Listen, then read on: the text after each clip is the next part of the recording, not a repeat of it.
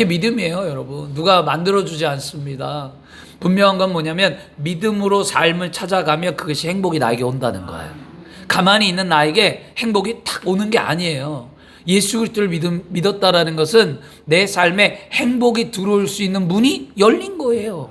그래서 그 열린 문으로 내가 가야 되잖아요. 그래서 예수님이 뭐라고 말합니까? 누구든지 내 앞에 오는 자들마다 구원을 얻는다는 거. 이건 뭐예요? 선택이었어요. 행동이었어요. 그럼 우리는 기도를 멈추지 말고, 여러분의 믿음이 흔들리지 말고, 여러분의 믿음의 삶에 말씀대로만 삶을 살아가는 저와 여러분이 되어야 할 줄 믿습니다. 그렇죠? 그래서 자, 믿음으로 한번 고백할까요? 예수님 안에 나는 행복합니다. 예수님 안에 나에게 기적이 일어납니다. 아멘. 믿음이 없이는 하나님을 기쁘시게 못하나니 하나님께 나아가는 자는 반드시 그가 계신 곳과 그를 찾는 자들에게 상 주심을 믿어야 할지니라. 하나님은 살아계시는 거예요, 여러분. 살아계신 하나님 만났으면 좋겠어요. 제 신앙은 뭐냐면, 저도 잘 말씀을 잘 몰라요. 저도 말씀을 어떻게 전해야 될지도 모르겠고, 좀 말씀이 더 유창했으면 좋겠고, 더 은혜로웠으면 좋겠고, 깊이가 있었으면 좋겠고, 저도 다 그런 걸 염려하면서 말씀을 준비합니다. 근데 그것보다는 저는 뭐냐면 하나님은 살아계시다는 거예요. 내가 너무나 하나님의 살아계심을 체험하며 지금까지 살아왔기 때문에 신앙이 하나님이 살아있다는 거예요. 그 살아있는 하나님을 만나야 우리의 삶이 변화되는 거예요, 여러분. 지식으로 뭐 어떤 은혜로 이런 게 아니라 내가 경험이 돼야죠. 살아계신 하나님, 살아계신 예수님, 살아계신 성령님, 이걸 경험하면 신앙은 여러분 성숙하고 성장하고 신앙은 더 아름다워집니다. 그래서 오늘도 살아있는 하나님을 만나시기를 바랍니다. 19세기에 유명한 전도자가 있습니다. 그냥 미국의 평신도로 시작해서 그 다음에 저서도 쓰고 학교도 만들고 미국에 많은 부흥을 일으켰어요. 그리고 주의 종이 되었는데요. 바로 D.L. 무디 목사님입니다. 19세기였는데요. 그 무디 목사님에게 하도 전도를 많이 하니까 목사님에게 질문을 했어요. 뭐라고 했냐면 이런 말을 했어요. 목사님, 전도함으로 이 악한 세상을 변화시킬 수 있습니까? 세상은 악하다고 하니까 하나님 앞에 오면 악한 세상이 바뀐다라고, 그리고 그 악한 세상의 죄악의 세상에서 돌이키라고 무딜 목사님이 늘 전도를 그렇게 하고 다니니까 한 분이 물어본 거예요. 아니, 그렇게 전도한다고 이 세상이 변화되느냐? 이 질문을 딱 받는 순간 무디 목사님이 이런 말씀을 하셨어요. 하나님은 나에게 전 세계를 개혁하라고 하시지 않았습니다. 세상은 도저히 구할 수 없는 난파선과 같습니다. 그렇지만 하나님께서 주신 구명대로 가능한 많은 사람을 그 배로 구해내야만 합니다. 그 배에서 구해내야만 한대요. 많은 사람들을 할 수 있는 한. 맞습니다. 여러분, 우리에게 복음은 무엇이냐면 여러분들에게 주의 종이 되라고 하지 않아요. 여러분들에게 어떤 특별한 은사를 갖고 활동하라고 말하지 않아요. 여러분들에게 뭔가를 대단한 일을 하나님은 하라고 구원시킨 게 아니에요. 뭐냐면 우리가 할 수 있는 건 뭐냐면 할 수 있는 한 최선을 다해 복음을 증거하며 복음의 삶을 사는 거예요. 내 삶의 복음이 무엇인지를 알고 내 삶 속에 하나님의 영광이 나타남을 통해 주변의 사람들이 나를 보고 주께로 돌아오는 역사가 나타나고 힘 닿는 데까지 내가 세상에 복음을 외치는 삶이 되어야 할 줄 믿습니다. 기독교인들은요, 어디에서나 세상의 악을 제거하기 위해 애써야만 해요. 사실은요. 악을, 왜냐? 빛이 있으면 어둠이 물러가잖아요. 그러면 우리는 빛의 자녀니까 세상의 부조리, 악한 것, 이런 것 다 기독교인들이 물리쳐야 되는 거 맞아요. 그러나 가장 중요한 과제는 뭐냐면 바로 이거예요. 모든 사람들이 복음의 시작 예수 그리스도를 믿고 구원에 이르는 거예요. 여러분, 다른 거 하지 마세요. 여러분, 봉사하고 뭐 선교하고 다 좋아요. 몸으로 하는 거 다 좋아요. 근데 복음을 증거하지 않는다면 그건 헛된 거라는 거예요. 아이, 목사님 제가요 봉사하고요, 목사님 제가 선교하고요, 목사님 제가 물질로 축복해서 하나님 앞에 열심히 했는데 왜 그게 헛된 거예요? 라고 반문할 수도 분명히 있습니다. 그러나 중요한 건 뭐냐? 우리가 간과하고 잊어버린 게 있어요. 뭐냐면 모든 사람이 예수 그리스도 복음의 시작을 믿고 구원받는 게 우리의 첫 번째예요. 이게 전도하고 구원에 대한 거 있어야 물질로도 심고, 구원한 게 있어야 봉사가 되고, 구원함이 있어야 선교도 하는 거지, 복음이 없고 전함이 없는데 아무리 행하는 것, 하나님이 그걸 우리에게 원하지 않는다라는 것 오늘 기억하시길 바랍니다. 왜냐? 디모데전서 2장 4절에 하나님의 마음이 뭐냐면 이렇게 말합니다. 하나님은 모든 사람이 구원을 받으며 진리를 아는데 이르기를 원하노라. 하나님은요, 세상의 모든 사람이 구원을 받고 모든 사람이 진리가 뭐냐? 진리는 곧 예수 그리스도예요. 예수 그리스도를 아는 데 이르기를 원한다라는 거예요. 이게 하나님의 마음이었어요. 하나님께서 모든 사람이 구원에 이르기를 원한다면 우리는 지금 당장 뭐 해야만 합니까? 복음을 증거하는 일에 앞장서야만 합니다. 왜냐하면 우리가 복음을 증거할 시간이 우리에게 남아있지 않다라는 거예요. 시간이 영원할 것 같고 삶이 영원할 것 같은데 어느 순간 여러분 벌써 노년이 되었고, 어느 순간 중년이 되었고, 어느 순간 벌써 이 땅의 생애를 마감할 시기가 우리에게 다가왔다라는 거예요. 편안했는데, 그날이 안 올 줄 알았는데, 멀리 있을 줄 알았는데 벌써 내 앞에 다가왔다는 거예요. 천국에 갈 날이 다가왔고, 노년이 다가왔고, 육체가 연약함이 다가왔고, 삶의 세월의 연수가 다가왔다라는 거예요. 얼마나 빠릅니까? 그런데도 우리는 뭐 하죠? 복음을 증거하지 않는다라는 거예요. 그런데도 불구하고 여러분, 복음을 증거하는 삶을 사셔야 될 줄 믿습니다. 하나님은 우리가 어디에 있든지 복음의 시작 예수 그리스도를 전하기를 원하십니다.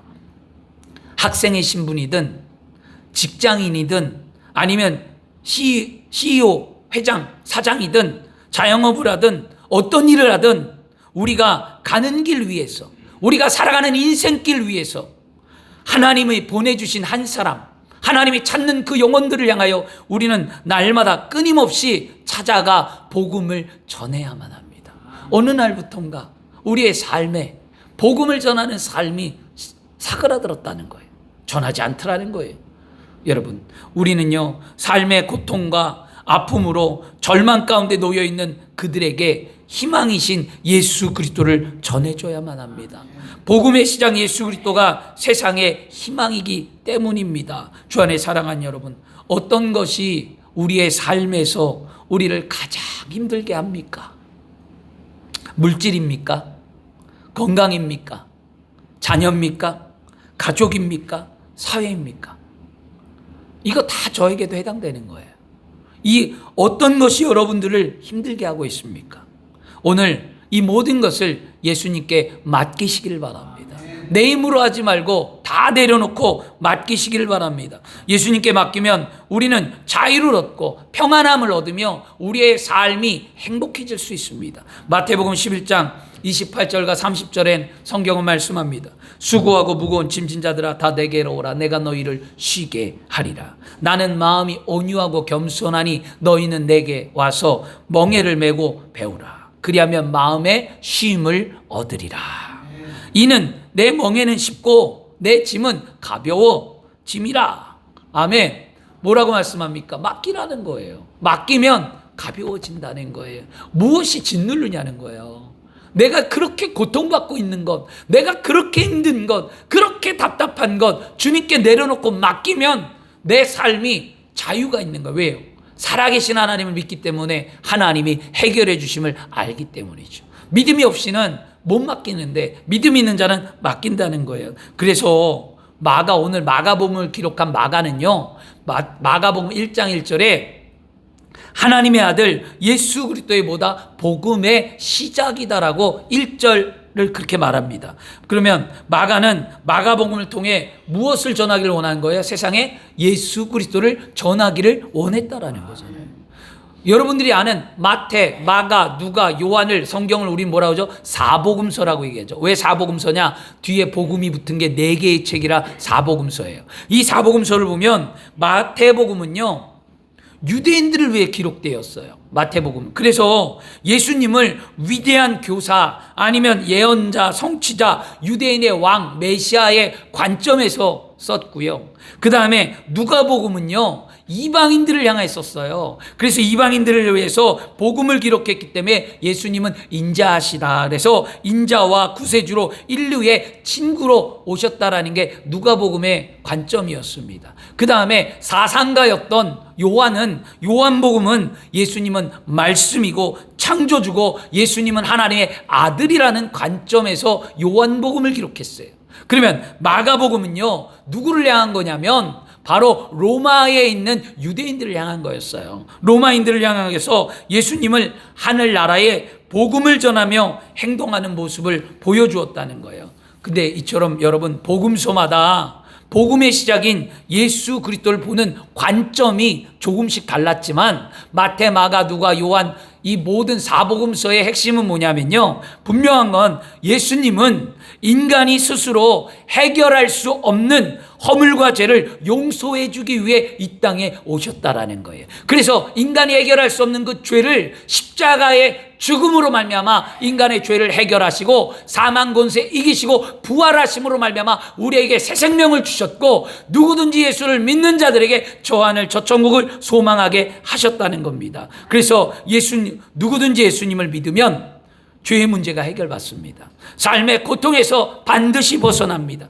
그리고 참된 평안을 얻습니다. 그리고 영원한 기쁨을 소유할 수 있다는 것이 바로 이 사복음서의 핵심인 거예요, 여러분. 그러므로 오늘 우리는 복음의 시작인 예수 그리스도를 믿음으로 믿고 여러분의 삶 가운데 믿었으면 우리의 삶에 참 평안을 누리기를 소망합니다. 예수님만을 믿고 예수님을 의지하면 내 삶은 기쁘고 감사하고 평안한 거잖아요.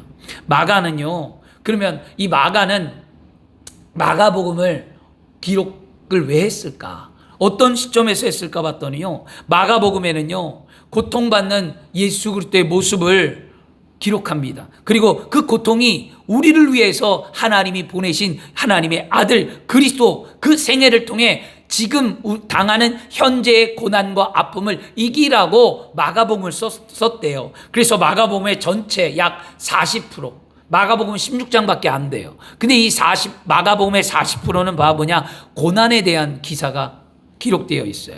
고난받는 예수 그리스도를 통해서 고난을 왜 받았는가? 누구 때문인가? 우리 때문인데, 우리의 무엇 때문인가? 우리의 죄 때문이고, 우리의 죄를 청산하기 위해 예수께서 십자가에 죽으셨고, 그 죽으신 예수가 무엇했는가? 사망 권세이고 부활하셨다라는 그 말씀을 통해 뭐 하라는 거예요? 소망을 가지라는 거였어요.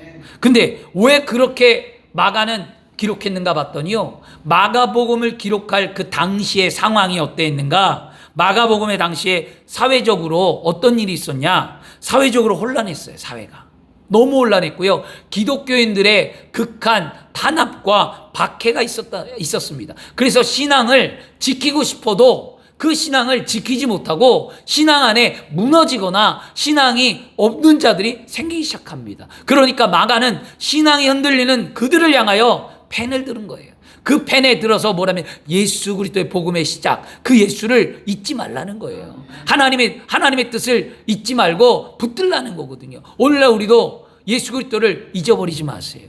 하나님의 뜻을 저버리지 마세요. 그걸 꼭 붙드는 저와 여러분이 되어야 할 줄 믿습니다. 당시 유대 사회에는요, 어떤 일이 있었냐면요, 유대는 로마가 지배를 했단 말이에요. 로마가. 그러면 로마의 압제 아래에 있었으니까 유대인들 가운데 열심당원이라는 사람들이 있었어요. 열심당원은 뭐냐? 오늘날 말하면 우리가 일제강점기에 있을 때 독립운동을 했던 사람들 있잖아요. 독립군이 있잖아요. 이 열심당원들이 말하자면 독립군이었어요. 그래서 항쟁, 싸워서 로마를 물리쳐야 한다. 우리의 힘과 우리의 노력으로 로마 군대를 물리치고 우리가 해방을 얻자는 게 바로 유대인의 열심당원이었어요. 그러니까 늘 뭐합니까? 그들은 칼을 들고 늘 로마랑 싸워요. 그러니까 이 사회가 혼란할 수밖에 없었어요. 그래서 정치적으로 아주 소요가 극심한 사회였어요. 불안한 사회죠. 그러면 열심당원이 로마인들하고 싸우고 나면 열심당원은 안 잡혀요. 안 잡히고 나면 그 피해를 누가 받느냐? 그 당시에 살고 있는 유대인들이 피해를 보는 거예요. 로마 군인들에게. 우리도 마찬가지잖아요. 독립군들을 잡기 위해서 일반인들이 피해를 많이 받잖아요. 그것처럼 어려운 이런 상황 속에 놓여 있었고요. 그 다음에 그 당시에 로마의 황제가 누구냐면 네로였어요. 네로는 역사적으로 좋은 일도 많이 했어요. 근데 기독교의 시각으로 볼 때 네로는 나쁜 왕인 거예요. 그렇다고 네로가 로마의 정치적으로 네로가 완전히 나쁜 왕이냐? 그렇지 않아요, 여러분. 네로도 좋은 일을 많이 합니다. 그런데 우리 기독교인의 시각으로 볼 때예요. 기독교인의 시각으로 볼 때 이 로마 황제 네로는 악한 왕이었다는 거예요. 그래서 사람들이 이렇게 설교하니까 그 로마의 네로는 악한 왕이다. 아이들도 악한 왕이다라고 얘기하고 이렇게 얘기합니다. 그런데 기독교인의 시각으로 볼 때 악한 거고요. 세상으로 볼 때 좋은 일 많이 했어요. 그래서 우리는 판단할 때 뭘 봐야 하냐? 좋은 점과 나쁜 점을 분명히 공과에 대해서 분명히 봐야만 합니다. 역사를 보는 시각이 그거예요, 여러분. 좋은 게 있고 나쁜 게 있어서 그 좋은 거는 왜 좋았고 나쁜 거는 왜 나빴는지가 우리의 역사의 관점의 시간인데, 한쪽으로 편향되면 좋은 것만 말하고 나쁜 것은 말하지 않으면 이것도 문제가 있는 거고요. 또 좋은 것은 배제하고 악한 것만 들어서 나쁜 것만 말하면 이것도 안 되는 거예요, 여러분. 그래서 항상 균형이 중요하다라는 것. 그런데 기독교의 시각으로 네로는 극날에서 기독교를 박해했는데, 그때 박해로 말미암아 죽은 사람이 누구냐? 바로 일대 사도가 누구냐? 베드로잖아요. 일대 사도 베드로가 죽임을 당했어요. 그리고 더 나아가 사도행전을 썼던 사람, 베드로와 함께 놀라운 일을 감당했던 사도행전의 두 축의 한 사람, 바로 바울이잖아요. 사도행전은 베드로와 바울이에요, 이야기가. 근데 베드로도 이 로마 네로에게 죽고요. 바울도 로마 네로 황제에게 죽었어요. 순교당했어요. 얼마나 지도자가 없는 상황이죠. 성도들은 핍박과 환난을 통해 지하의 묘지에 숨어 들어갑니다. 이걸 가리켜 카타콤이라고 얘기합니다. 지하의 묘지에 들어가서 숨어 살았어요. 들키면 죽으니까 얼마나 비참할까요?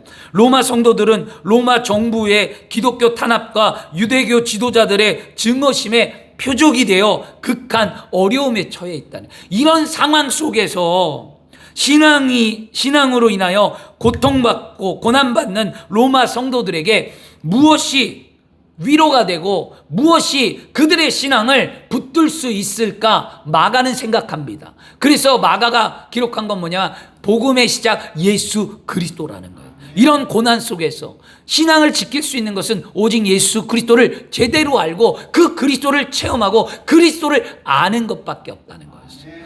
그래서 그렇게 시작합니다. 주 안에 사랑하는 여러분, 우리가 사는 이 시대는요, 마가가 복음서를 기록한 시대와는 조금 달라요. 그러나 우리가 오늘 말씀을 통해 깨달아야 되는 게 뭐냐면, 고난 중에 복음의 시작인 예수 그리스도를 바라보고 고난을 어떻게 하라? 이기라는 거예요. 오늘 말씀은요, 고난 중에 그리스도를 바라보고, 나를 구원하신 그분을 바라보고 예수를 내가 만나서 나의 삶을 이겨내라는 거예요. 고통과 아픔을 벗어나라는 거죠. 그리스도인들에게 고난은 세상 사람들이 겪는 고난과 일반 다르지 않아요. 우리도 세상 사람들과 똑같은 고난을 겪지요. 그런데 한 가지 다른 고난이 우리에게 또 하나 있습니다. 어떤 고난일까요? 그건 뭐냐면 육신의 법과 성령의 법이 싸운다는 거예요. 뭐냐면 세상과 타협만 하면 나는 안 힘들어요.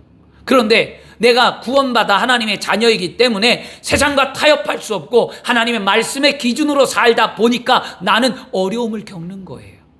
이런 고난, 이런 고통을 겪는 거죠. 그런데 로마서 8장 18절은 말씀합니다. 생각한데 현재의 고난은 장차 우리에게 나타날 영광과 좋기 비교할 수 없다. 현재 고난받는 것, 장차 나에게 나타날 영광과 좋게 비교할 수 없음을 믿으시길 바랍니다. 그 고난을 이겨내야만 합니다. 절대로 세상과 타협하면 안 돼요. 절대로 믿음의 관점과 기준에 벗어나는 삶을 살지 말고 믿음을 지키며 승리하시길 바랍니다. 그래야 됩니다. 디모데후서 1장 12절에 말씀합니다. 우리 이로 말미암아 내가 또 고난을 받되 부끄러워하지 아니함은 내가 믿는 자를 내가 알고 또한 내가 의탁한 것을 그날까지 그가 능히 지키실 줄 확신한다. 디모데 그 후서에 말하잖아요. 내가 고난을 부끄러워하지 않는데요. 고난을 왜 안 부끄러운가 했더니 내가 믿는 것이 무엇인지 아는 거예요. 내가 믿는 것, 그걸 알고 또한 내가 의탁한 것, 내가 믿음을 갖고 기도하고 내가 의탁한 그것이 나에게 이루어질짐을 확신하기 때문에 고난을 부끄러워하지 않는데요. 놀라운 믿음이죠. 여러분 그런 믿음을 가지시길 바랍니다. 여러분 하나님을 믿었으면, 오늘 예수 믿고 구원을 받았으면 여러분이 믿음이 하나님이 누구인지, 예수님이 누구인지, 성령이 누구인지를 알고 그분 앞에 우리가 기도했으면 그 기도가 하나도 땅에 떨어지지 아니하고 하늘에 열매를 맺을 것을 확신하시길 바랍니다. 말씀을 믿고 여러분 승리하시길 바랍니다. 그러므로 말씀 믿고 기도하시길 바랍니다. 기도하면 역전됩니다. 우리의 믿음이 살아있으면 우리가 믿는 하나님도 살아계신 하나님인 줄 믿습니다. 그리고 주 안에 사랑하는 여러분, 이런 거 있잖아요. 옷을 입을 때,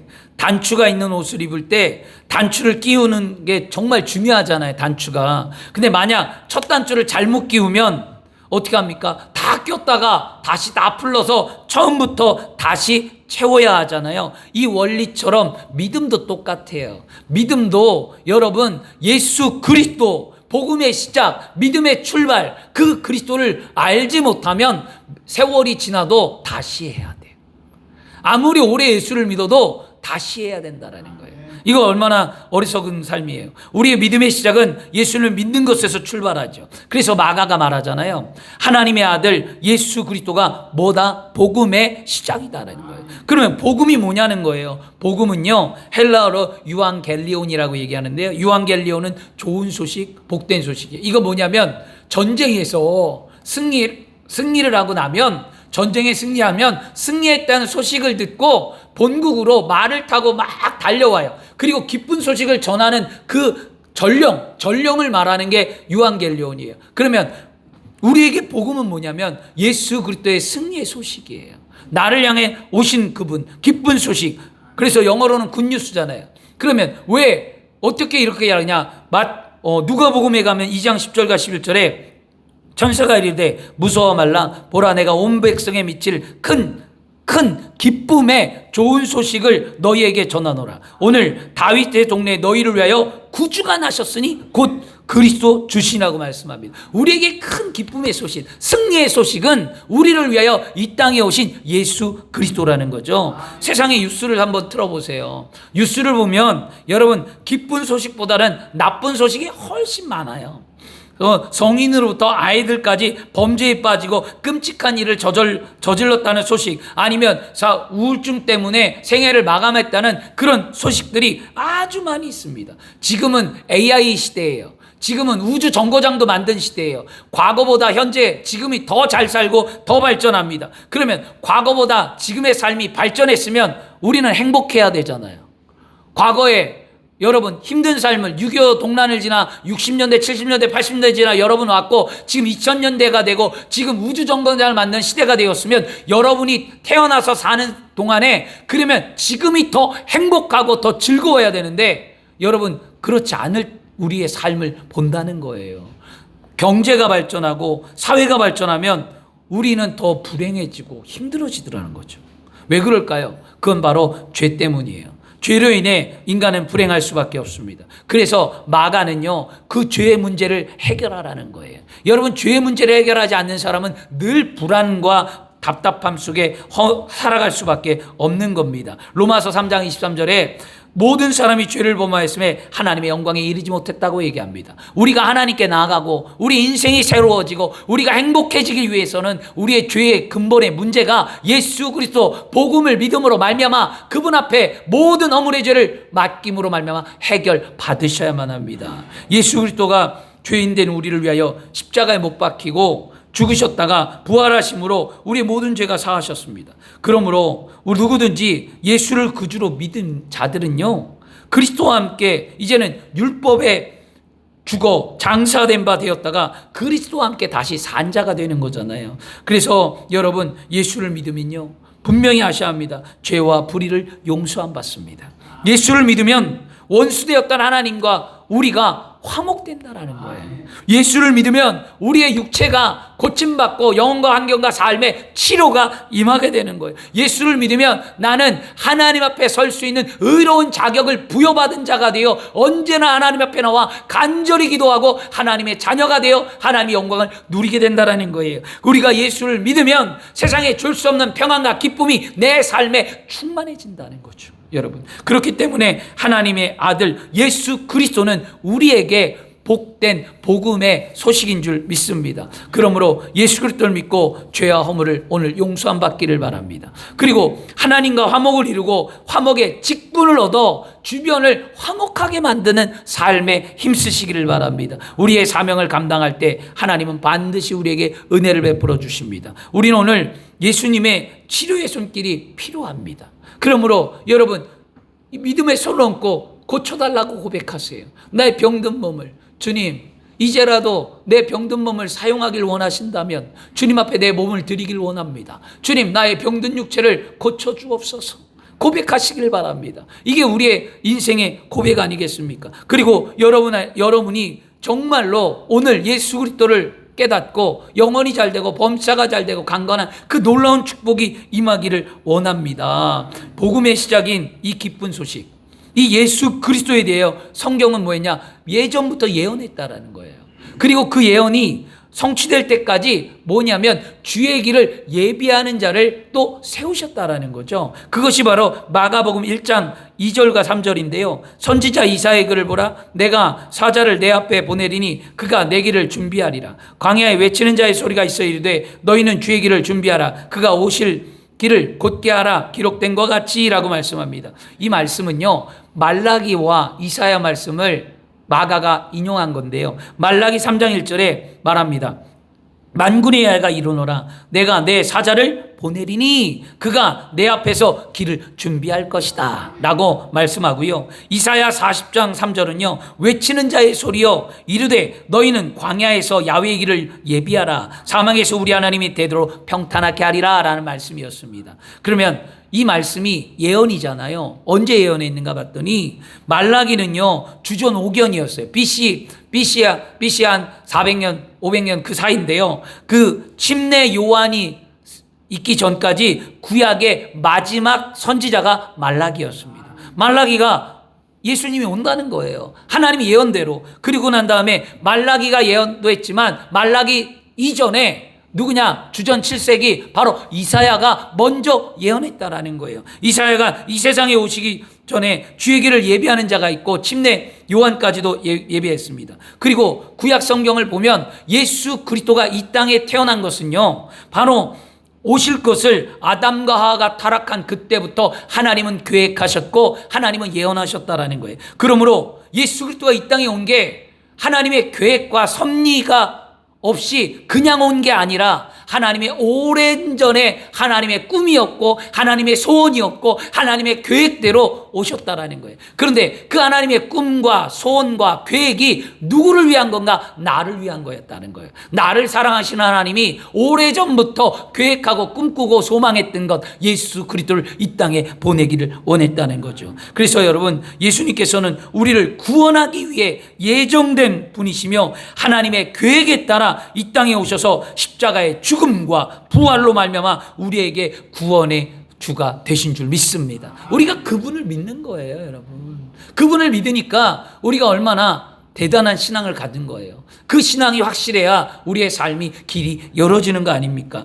주 안에 사랑하는 여러분, 오늘 우리는 복음의 시작 예수 그리스도를 분명히 믿어야만 합니다. 믿음의 확신이 있을 때 침례 요한처럼 주님이 다시 오실 때까지 복음을 증거할 수 있는 거예요. 침례 요한은 왜 주의 길을 예비했습니까? 침례 요한이 주의 길을 예비한 건 바로 하나님의 말씀을 믿었기 때문 아니겠습니까? 여러분이 하나님의 말씀을 믿는다면 나를 위해 이 땅에 오신 주님이 나만을 위해 오신 것이 아니라 세상에 죽어가는 영혼을 위해서 이 땅에 오셨다면 여러분 또한 주님이 다시 오실 그날까지 예수 그리스도를 세상에 증거하는 삶이 되어야 할 줄 믿습니다. 만일 여러분 이웃이 병이 들었어요. 근데 이웃이 암이 걸렸거나 에이즈에 걸려서 죽는 병에 걸렸는데 나는 치료법을 알아. 어떻게 하면 암을 고치고 어떻게 하면 에이즈를 고치는지 나는 그 치료법을 알면서도 내가 그것을 정보를 가르쳐주지 아니하고 숨기고 있다면 나는 뭐예요? 나는 죄악이 되는 거예요. 죄인이잖아요. 알면서 안 가르쳐주는 거. 근데 이보다 더 나쁜 게 뭐냐? 우리는 영혼의 삶의 길을 알면서도 세상에 증거하지 않는다면 그것이 곧 우리에게 뭐가 되냐? 죄가 된다는 거예요. 우리는 분명히 세상의 가장 기쁜 소식이 뭡니까? 우리는 알잖아요. 우리가 알고 있는 것을 나누는 것, 다른 사람들에게 베푸는 것, 이게 가장 큰 축복인 줄 믿습니다. 그런데 오늘 솔직히 우리들에게 한 가지 문제점이 있다는 거예요. 저와 여러분들에게. 뭐가 문제냐? 그것은 오랫동안 그리스도인으로 살면서 그리스도가 없는 삶이 얼마나 절망적인지 잊고 살았다는 거예요. 그리스도가 없는 삶이 절망인데 그 절망을 잊고 우리는 그냥 살아왔습니다. 우리 모든 사람이 복음의 시작인 예수 그리스도가 필요하다는 것을 기억해야만 합니다. 나에게만 예수님이 필요한 게 아니에요. 세상의 사람들에게, 아내에게, 남편에게, 자녀에게, 이웃들에게 예수 그리스도는 필요합니다. 사람들이 얼마나 성공하고 얼마나 만족한 삶을 사는가, 그게 중요하지 않습니다. 어떻게 살든 그렇든 않든 누구나 다 복음의 시작인 예수 그리스도가 필요하다라는 거죠. 예수 그리스도가 없는 그들은 절망 속에서 길을 잃고 하나님과 영원히 분리되어 죽을 수밖에 없는 영혼이기 때문입니다. 성경은 말합니다. 사도행전 4장 12절에 다른 이로서는 구원을 받을 수 없나니 천하 사람 중에 구원을 받을 만한 다른 이름을 우리에게 주신 일이 없느니라 하였더라고 말씀합니다. 주 안에 사랑하는 여러분, 그러므로 예수 그리스도의 이름이 아니고서는 어느 누구에게도 구원받을 수 없다는 거예요. 여러분, 그래서 우리가 감사한 거예요. 예수 그리스도의 이름으로 우리가 구원을 받은 하나님의 자녀이기 때문이죠.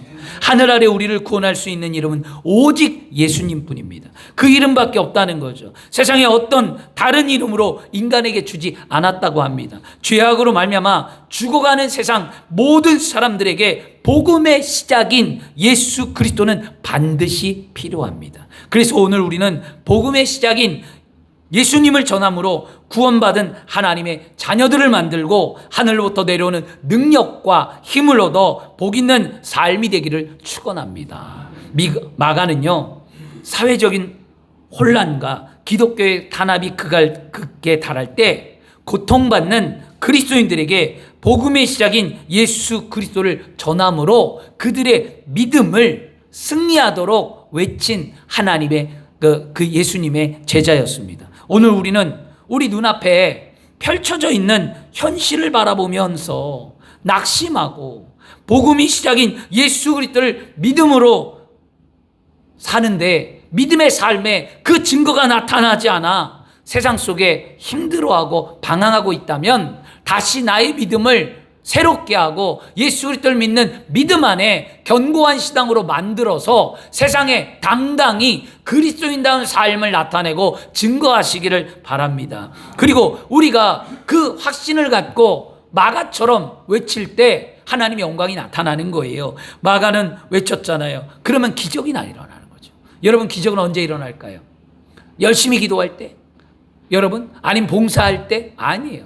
기적은요, 복음을 외칠 때 일어나는 거예요. 다른 데 기적 안 일어납니다. 여러분, 기도 많이 해갖고 기적을 낳는다? 아니에요. 그것도 아니에요. 기적의 첫 출발은 뭐냐? 복음을 외칠 때 기적이 일어나는 거예요. 기도 말씀 좀 못 봐도 괜찮아요.